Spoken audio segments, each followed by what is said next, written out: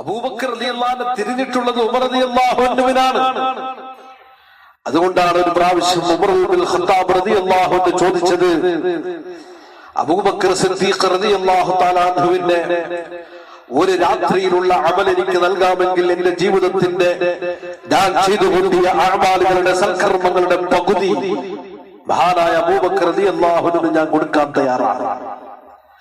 മറ്റൊരു പകലിൽ അബൂബക്കർ റളിയല്ലാഹു അൻഹു ചെയ്ത അമൽ എനിക്ക് നൽകാമെങ്കിൽ എന്റെ ജീവിതത്തിൽ ചെയ്തു വെച്ച മറ്റേ പകുതി കൂടി ഞാൻ കൊടുക്കാൻ തയ്യാറാണ് എന്ന് ഉമർ ഇബ്നുൽ ഖത്താബ് റളിയല്ലാഹു തആല പറയുന്നു.